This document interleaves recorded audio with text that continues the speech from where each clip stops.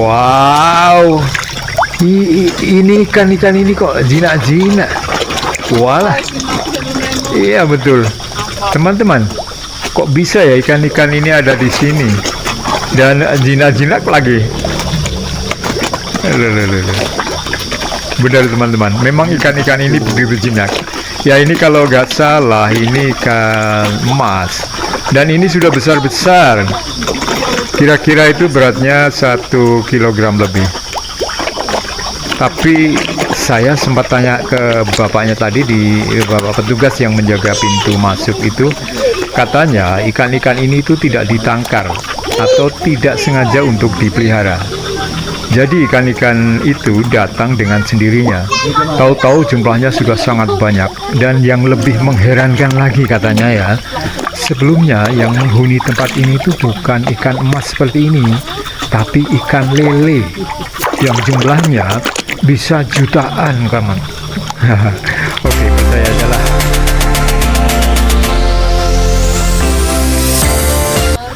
Penasaran ya, ada di mana ini sebenarnya? Nih, ini nih, saya tunjukkan tempatnya seperti ini. Ini. Nah tuh, ini baru sebagian. Nah teman-teman, mengapa saya ada di sini? Jadi ceritanya tuh begini. Saya tuh sedang jalan-jalan dan tujuan saya itu adalah kebun teh Kaligua. Dan lokasinya ada di perbatasan Kabupaten Brebes dan Banyumas. Nah, sebenarnya ini tinggal beberapa kilometer saja sebelum gerbang Kaligua. Tapi saya berhenti di sini, saya melihat ada rumah-rumah seperti ini, itu di depan. Saya penasaran, jadi ingin tahu tentang hal-hal yang bagi saya ini baru pernah saya lihat. Kayaknya sih ini tempat untuk santai-santai. Oke lah, saya akan coba untuk mampir sejenak untuk sekedar istirahat dan ngopi-ngopi.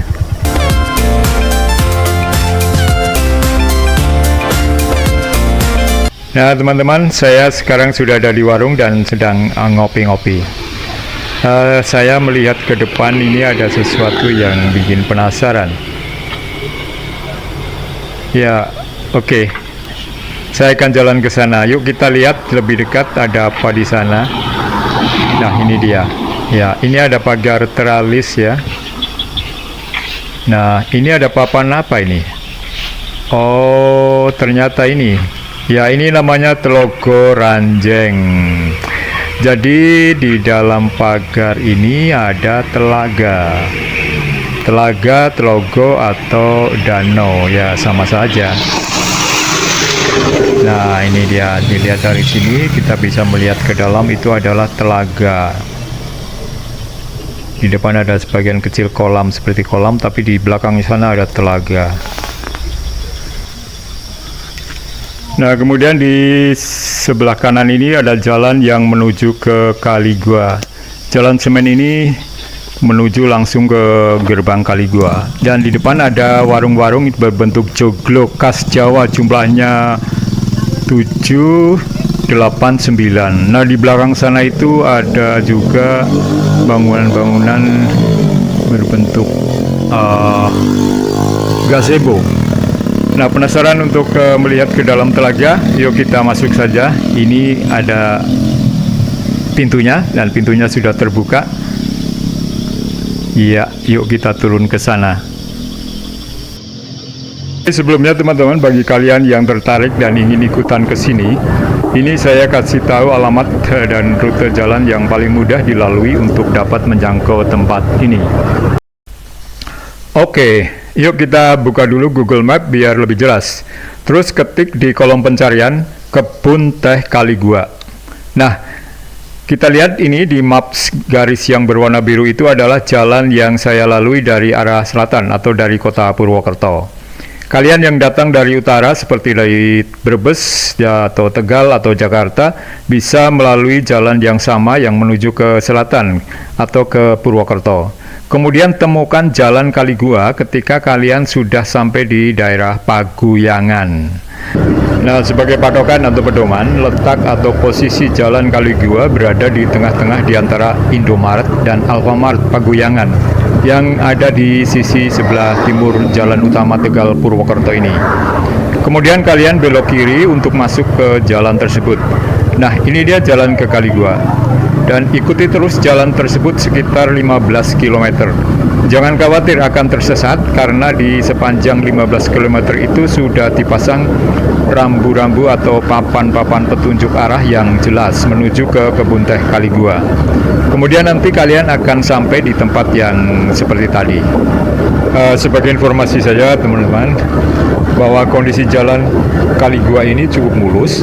Pada pangkalnya tadi sampai beberapa meter terbuat dari semen yang keras. Kemudian aspal hot mix yang cukup mulus juga. Dan selanjutnya landasan jalan akan berselang-seling antara semen dan aspal.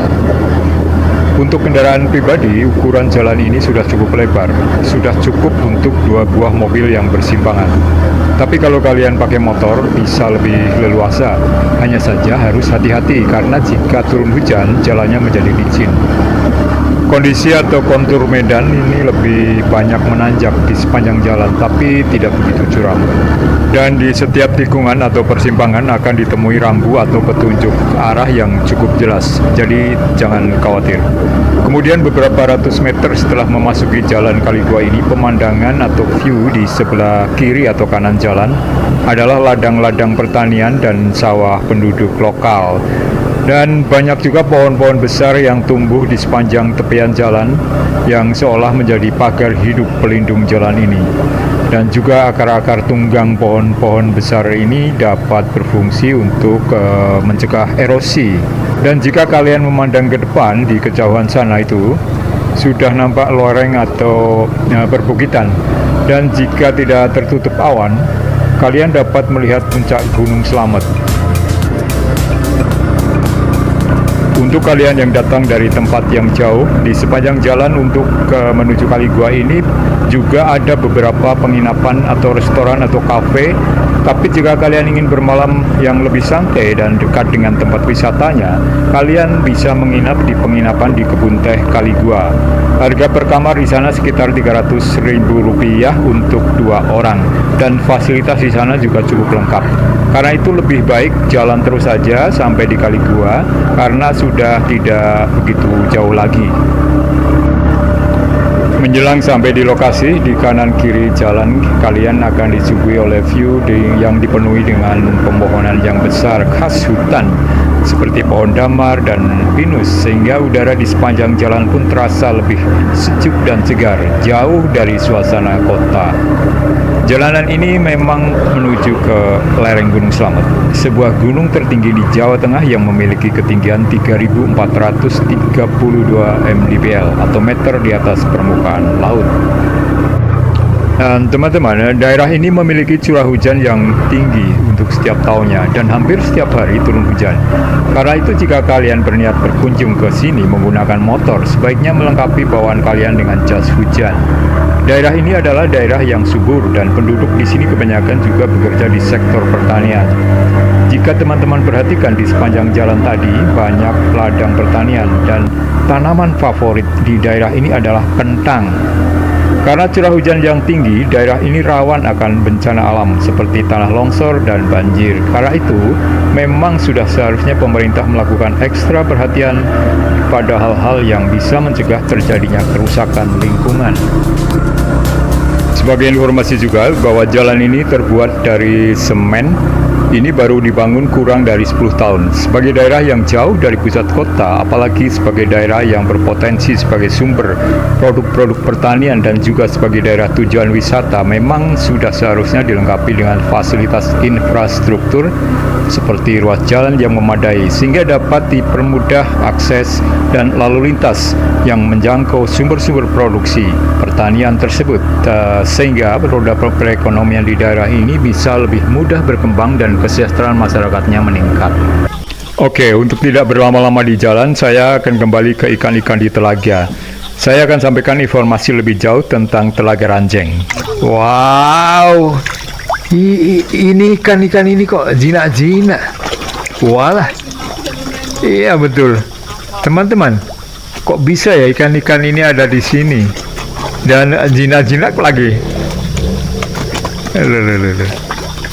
Benar teman-teman, memang ikan-ikan ini begitu jinak. Ya ini kalau nggak salah ini kan emas. Dan ini sudah besar-besar. Kira-kira itu beratnya 1 kilogram lebih. Tapi saya sempat tanya ke bapaknya tadi, bapak petugas yang menjaga pintu masuk itu, katanya ikan-ikan ini itu tidak ditangkar atau tidak sengaja untuk dipelihara. Jadi ikan-ikan itu datang dengan sendirinya. Tahu-tahu jumlahnya sudah sangat banyak. Dan yang lebih mengherankan lagi katanya ya, sebelumnya yang menghuni tempat ini itu bukan ikan emas seperti ini, tapi ikan lele yang jumlahnya bisa jutaan, Kang. Berdasarkan pengamatan pada lokasi Telaga Ranjeng, diketahui bahwa kondisi air telaga itu sangat jernih. Tapi bukan yang di sini, tapi yang di tengah sana tuh. Dan berkabut setiap pagi dan sore hari, yang berarti bahwa kelembabannya itu di sini tinggi. Telaganya terjaga dengan baik, di mana tepi telaga banyak ditumbuhi oleh rumput yang sangat tebal nih, seperti ini nih. Jadi untuk menyentuh air telaga sangat berbahaya karena rumput di tepi telaga yang tebal bila diinjak atau ditekan-tekan itu dapat menyebabkan terperosok ke dalam air. Nah, bahaya teman-teman ya. Teman-teman, di sekeliling danau ini adalah hutan dan perkebunan. Di kejauhan sana itu ada perkebunan teh. Nah, jadi bisa dipahami bahwa telaga ini lebih berfungsi sebagai reservoir atau embung atau penampung air alami, di mana sumber air telaga ini berasal dari tangkapan air hujan dan mata air atau mungkin juga sungai di bawah tanah dari lereng Gunung Slamet. Karena penasaran, saya menyusuri Jalan Pandansari tadi dan masuk ke kebun teh Kaligua. Saya sengaja menaiki dan menjelajah ke atas ke ladang-ladang perkebunan teh di Kaligua. Saya berhasil mencapai tempat yang cukup tinggi dan menurut data bahwa ketinggian kebun teh Kaligua ini adalah 1500 mdpl atau sekitar 300 meter di atas Telaga Ranjeng tadi secara vertikal. Dari atas kebun teh, Telaga Ranjeng memang tidak kelihatan, tapi letaknya itu tuh di sebelah sana di kejauhan. Kira-kira di sana lah. Nah, ini kondisi kebun teh itu seperti ini, berbukit-bukit, bergunung-gunung, dan sebagian juga ada tempat atau yang gundul, nampaknya itu untuk apa akan ditanami kembali. Tapi beginilah kondisinya jika kalian akan naik ke kebun teh Kaligua. Tempatnya sejuk dan segar. Kapan-kapan saya akan meliput juga tentang kebun teh Kaligua ini secara khusus untuk kalian. Sebagai informasi saja bahwa kebun teh ini memproduksi teh hitam. Dan teh hitam itu diekspor ke luar negeri sebagian besar. Namun ada juga yang untuk dipack dijual di dalam negeri dalam packingan kecil seharga 15.000 sampai 25.000. Teman-teman, cagar alam Telaga Ranjeng itu luasnya sekitar 45 lebih hektar ya. Dan untuk telaganya sendiri itu sekitar 18,85 hektar. Jadi cukup luas. Oke, sekarang kita kembali lagi ke Telaga Ranjeng membahas tentang ikan-ikan itu yang kenapa pergi dan kenapa berganti menjadi ikan emas.